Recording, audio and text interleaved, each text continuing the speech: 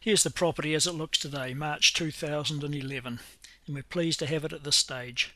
We live in the beautiful Todd Valley, looking here across to the Tasman Range and Tasman Bay. It's a beautiful green place.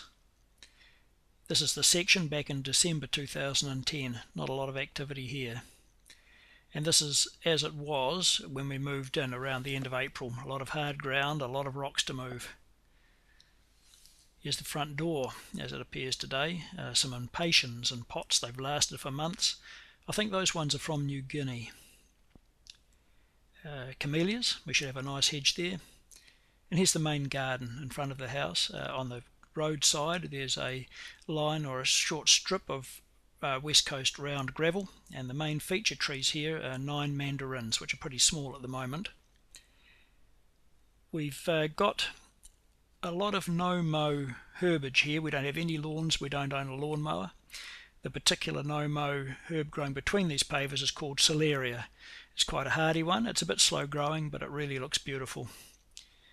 We did all the pavers ourselves, mixed them by hand, and here's detail of the mosaic that Jackie designed and made to fit to some of them. In front of the house we have 3 cornice trees, Eddie's White Wonder, and beneath them is another no-mow herb. It's a creeping thyme. It smells good and it attracts lots of bees when it's in flower.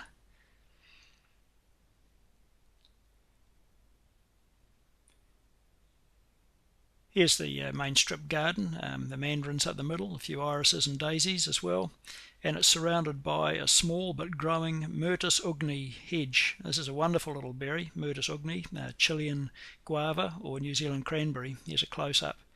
We got most of these and a lot of our plants from Place for Plants in Hope, and we're very pleased with their quality. There's the tractor seat plant.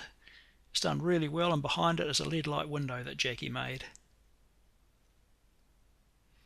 And the right hand corner of this photo there's a golden elder, and there's the sculpture. Jackie designed it and we built it together. Looking down the backyard, there we got some dwarf almonds and some black currants, and at the back we have passion fruit. We've had some fruit from that. Tamarillos. They've grown quite well. We've got a bit of fruit. There's an espaliered quince there in the foreground, a bit hard to see. Most of the trees, fruit trees, are espaliers because we just don't have the space to let them spread out. We have 2 olives growing here. We're hoping for some shade from those, and between the olives we have some dwarf magnolias. Well, at least I hope they're dwarves. And here's the garden shed. We've got a couple of bay trees at this end in pots, and a line of columnar apples each side, the ballerina variety.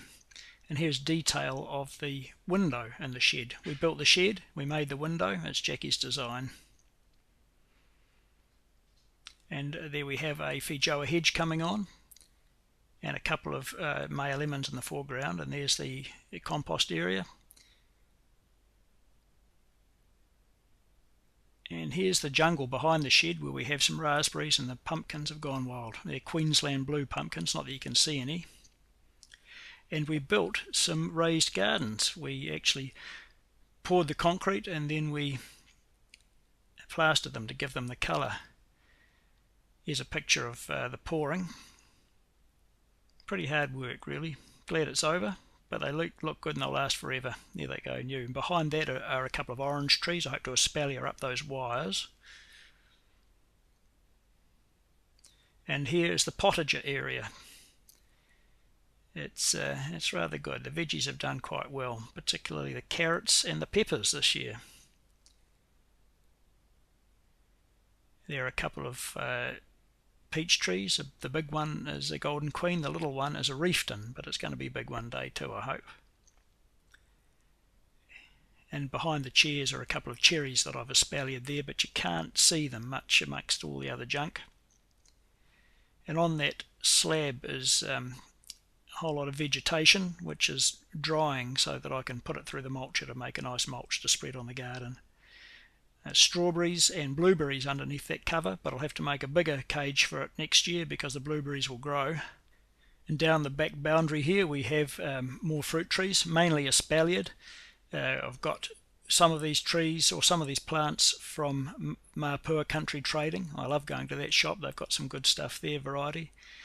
And we've got apples and plums and some grapes. And here's a fig tree from River Terrace Nurseries. Got some interesting stuff there too. And every garden should have a swan plant or two. I hope you've enjoyed your tour.